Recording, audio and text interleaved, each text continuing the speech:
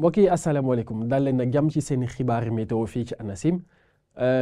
dëmb am na ay taw yoo xam ni tamit jotoon nañ ko nemmeeku ndax ci bët gànnaar réew mi dëkk yi nga xam ne ñoo di fare côté Guédé Chantier am nañu fa 100 millimètres naka noonu ci Ndioum foofu am nañu fa 20 millimètres ak juróom-ñaar waaye nag ci digg réew mi dëkk yi nga xam ne Pire Gouray foofu am nañu fa 10 millimètres ak juróom-benn naka noonu Mbour am nañu fa 10 millimètres ak juróom yeneen dëkk yi nga xam ne ñoo féetee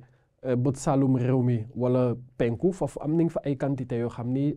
am nañ ko waaye xaw na néew loolu li des nag ci xibaari météo yu mbokk yi ñoo ngi xaarandi ba tey situation boo xam ne dina stable maanaam asamaan si du bëri ay yëngu-yëngu lu dul ay niir yoo xam ni dinañ ko nemmeeku ba mu des dëkk yi nga xam ne ñoo fare bët saalum réew mi foofu ñoo ngi xaarandi ba tey ay tuuti taw mbokk yi ñu xool suñu natal image satellitale ak ngelaw li nga xam ni moo di musoon ñu koy woowee muy dugg si ci réew mi ba tey daal di àndaale ay guus te mu mën di indi li nga xam ne moo di ay niir waaye nag peegu géej bi moom di wéy di am alizé mooy ngelaw loo xam ne mi ngi jóge ci géej bi ak niir yoo xam ne daan nañ ko nemeeku fépp ci réew mi ci incha allah suba ci aljuma bi mbokk yi ci wàllum température ñu gis ni fi mu nar a gën a sedd guddi gi jàpp suba teel bi ci Mbuur lay doon ci Louga naka noonu ci Kédougou ndax foofu ñoo ngi fay xaarandi 20 degré ak juróom waaye fi mu nar a gën a tàng ci Kaolack la Kaffrine dak jàpp Tambacounda ñoo ngi fay xaarandi 20 degré ak juróom-ñaar waaye li des ci réew mi yëpp guddi gi jàpp suba teel bi ñoo ngi fay xaarandi température yoo xam ne mi ngi dale ci 20 degré ak juróom-benn bu ñu jàllee incha allah ci aljuma bi mbokk yi ñu gis ni Ndakaaru naka noonu Saint-Louis ba ci Kédougou foofu tamit moo nar a gën a yemamaay ndax foofu ñoo ngi fay xaarandi 20 degré ak benn waaye nag ci des ci réew mi li si ëpp.